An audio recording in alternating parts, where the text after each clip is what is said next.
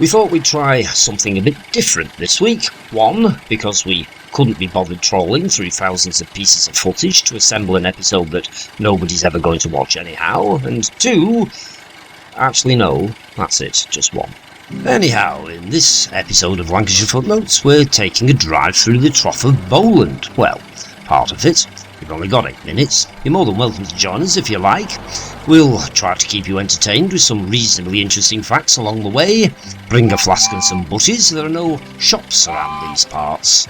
As you can see, the Trough Road is a typical, well-maintained, wide British thoroughfare, of the sort that induces panic in American tourists, particularly when a speeding milk wagon turns a corner in the opposite direction.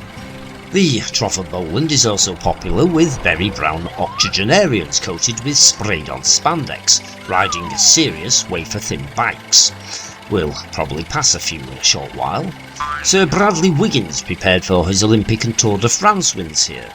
According to Wikipedia, it's an area of gritstone fells, deep valleys and peat moorlands. That'll do for us. Large swathes of Bowland are still owned by the Queen, apparently, who likes to spend a few weeks around these parts every year, fulfilling her constitutional obligation of mass slaughtering pheasants and grouse. Everybody needs a hobby. There we are. I said there'd be a couple of cyclists along shortly, and I was right. The trough itself constitutes both the valley and the pass, of course, which at its northern end is 968 feet above sea level.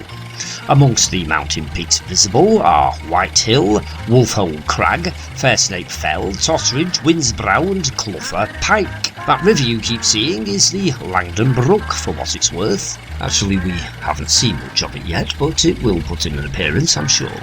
Here's an interesting fact. Well, here's a fact, anyhow. Hold on a minute while we just navigate this lot. Peepo.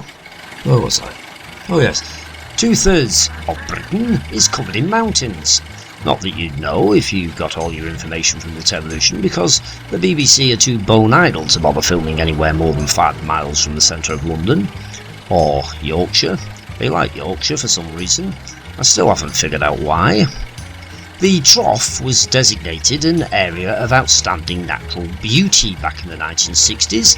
Before then, it lay undiscovered by those southern-centric authorities who go around designating such things.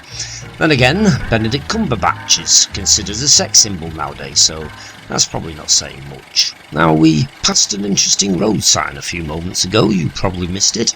It looked like this. It's warning drivers that there's a giant shadowy sheep roaming the mountains and toppling trees up ahead.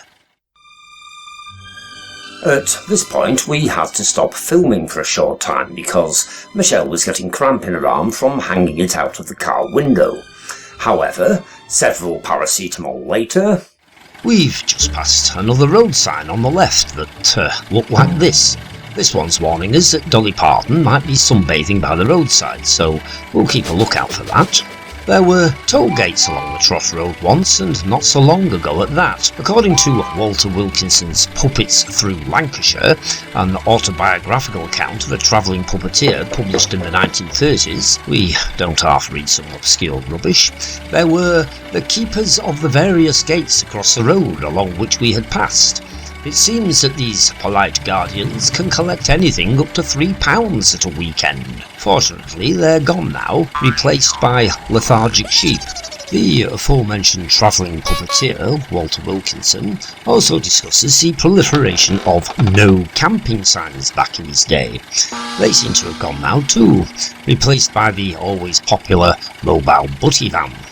Now these are the Smelt Mill cottages connected to the Sykes mine, which we covered in a previous episode, so we're not going to repeat ourselves here. We lost half of our regular viewers during that particularly boring episode, so it isn't worth it. The cottages are the headquarters of the Bowland Pennine Mountain Rescue Team nowadays. You've probably noticed that whilst the Trough of Bowland is obviously a trough, the Forest of Bowland isn't exactly much of a forest, and that's because it's an old name, and like many old names, the meaning has drifted. Back in the medieval period, a forest was just a royal hunting ground. In fact, as already mentioned, large parts of this one still are. Right, now, there's the aforementioned Langdon Brook, which follows the Trough Road for some considerable distance due to the geological nature of the trough itself. And we've just passed the also aforementioned butty van, doing brisk trade no doubt. And this bloke's trying to park. Well, it's a very narrow space of only about 30 odd foot.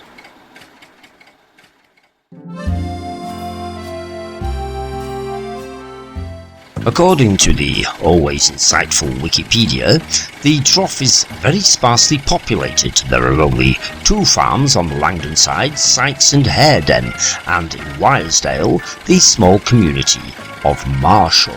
I'm not sure what bit this is that we're driving through, but there are some of those previously mentioned lethargic sheep. Get a shift on lamb chops. There's also a roadside lime kiln somewhere around these parts, although I'm not sure where.